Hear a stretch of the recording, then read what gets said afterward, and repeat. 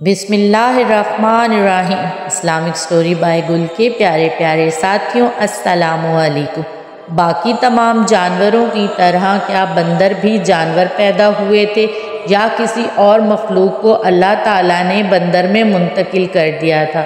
ایک روایت کے مطابق آج سے ہزاروں سال قبل جب بنی اسرائیل نے اللہ تعالیٰ کی نافرمانی کی تھی تو اللہ تعالیٰ نے عذاب کے طور پر ان کو بندر بنا دیا تھا۔ آج کل کی دنیا میں جو بندر موجود ہیں، کیا یہ وہی بنی اسرائیلی قوم ہے یا پھر کوئی جانور ہیں؟ ان تمام سوالات کے جواب آج کی ویڈیو میں آپ کو ملیں گے۔ ایک اور روایات میں قرآن مجید فرقان حمید میں بھی ان کے عذاب کا ذکر موجود ہے۔ قرآن مجید میں بیشتر قوموں کے عذاب کے واقعات موجود ہیں جو اللہ تعالیٰ کی نافرمانی کی وجہ سے ان پر نازل ہوئے تھے۔ یہ واقعہ اصحاب سبت کا ہے۔ یہودیوں کی ایک بستی سے اس کا تعلق تھا۔ حضرت داؤد کے زمانے کے لوگ تھے یہ لوگ، جو حضرت یعقوب کی اولاد بنی اسرائیل کہلاتی ہیں۔ ان کی آبادی لاکھوں کے قریب تھی۔ یہ لوگ فلسطین اور یروشلم میں آباد تھے۔ ان میں سے ایک آبادی بنو اسرائیل سے الگ ہو کر دریا کے کنارے ایلا نامی بستی بسا کر آباد ہو گئے۔ ان لوگوں کی تعداد 70,000 کے قریب تھی۔ یہ لوگ بہت سرکش اور نافرمان تھے۔ ان لوگوں نے بہت سارے کام احکام توریت کے خلاف کیے تھے۔ ان لوگوں نے توریت میں حرام کردہ چیزوں کو اپنے لیے حلال بنا دیا تھا اور حضرت موسیٰ کی شریعت کے منکر ہو گئے تھے۔ جس دریا کے کنارے یہ آباد تھے اس میں بہت زیادہ تعداد میں مچھلیاں موجود تھیں۔ یہ مچھلیاں پکڑ کر ان کو اپنی غذا کے طور پر استعمال کرتے اور بازار میں خرید و فروخت کرتے۔ تو اللہ تعالیٰ نے اس قوم کو آزمائش میں ڈالا کہ ہفتہ یعنی سنیچر کے دن مچھلیوں کا پکڑنا ان پر ممنوع ہوگا اور دنیا کی باقی خرید و فروخت بھی یہ نہیں کریں گے۔ اس دن ان پر مچھلیاں پکڑنا حرام قرار دیا گیا۔ اس کے علاوہ وہ باقی دنوں میں مچھلیوں کا شکار کر سکتے تھے۔ لہٰذا حضرت داؤد کے حکم سے اس قوم نے اتوار سے جمعے تک مچھلیوں کا شکار شروع کر دیا، مگر ہفتہ یعنی سنیچر کے دن مچھلیاں باقی 6 دنوں کے مقابلے میں زیادہ ہوتی تھی۔ اس دن جب یہ لوگ مچھلیوں کو دیکھتے تو ان کے دل میں لالچ پیدا ہو جاتا، جبکہ باقی دنوں میں مچھلیوں کی تعداد کم ہوتی۔ شیطان نے ان کی ان کمزوری کا فائدہ اٹھاتے ہوئے ان کو اکسانا شروع کر دیا۔ تو ان لوگوں نے ایک چال چلی کہ وہ ہفتے کے دن دریا میں جال لگائیں گے اور اتوار کو مچھلیاں پکڑ لیں گے۔ کچھ لوگوں نے جال لگائے اور کچھ لوگوں نے چھوٹے چھوٹے حوض اپنے گھر تک بنا لیے۔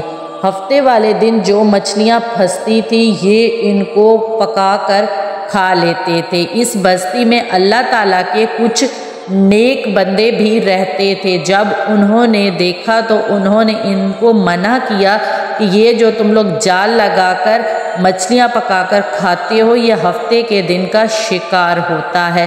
اللہ تعالیٰ کے عذاب سے ڈرو اور اللہ تعالیٰ کے حکم کی نافرمانی مت کرو۔ وہ لوگ ان کا مذاق بنانے لگے کہ ہم جو مرضی ہوگی کریں گے۔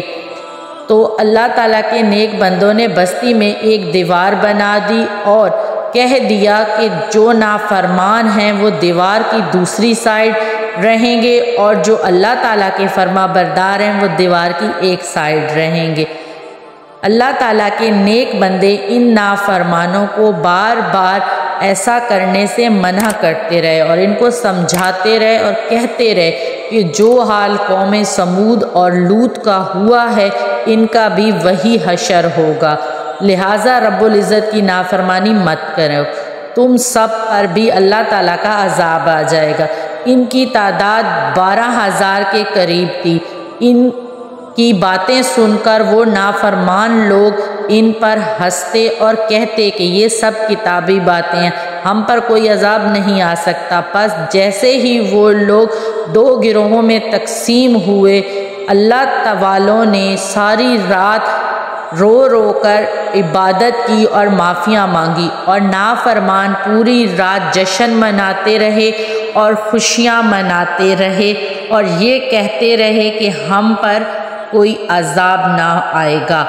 جیسے ہی صبح ہوئی اور اللہ والوں نے دیکھا کہ دیوار کی دوسری طرف سے کسی بھی انسان کی آواز نہیں آ رہی تھی، جب انہوں نے دیوار سے جھانک کر دیکھا تو وہ تمام لوگ بندر میں منتقل ہو چکے تھے اور بندروں جیسی حرکتیں کر رہے تھے۔ ان کے رشتہ دار جو نیک لوگوں میں شامل تھے، انہوں نے ان کو کپڑوں سے پہچانا اور سر پیٹ کر کہا کہ تم لوگوں نے اپنا یہ کیا حال بنا لیا ہے۔ اللہ تعالیٰ جب کسی قوم پر عذاب نازل کرتے ہیں تو وہ پورا ہو کر رہتا ہے۔ 3 دن تک یہ نہ کچھ کھا سکتے تھے نہ پی سکتے تھے، اور 3 دن کے بعد یہ مر گئے۔ اب سوال یہ ہے کہ جو دنیا میں بندر موجود ہیں، کیا یہ بنو اسرائیل کی نسل سے ہیں؟ تو وہ 3 دن زندہ رہے تھے اور اس کے بعد فوت ہو گئے تھے، تو دنیا میں جو بندر ہیں یہ بنو اسرائیل نہیں ہیں۔ امید کرتی ہوں ویڈیو آپ تمام لوگوں کو پسند آئی ہوگی۔ پسند آئی ہو تو دوستوں کے ساتھ شیئر کر کے اس چینل کو سبسکرائب کرنا مت بھولیے گا۔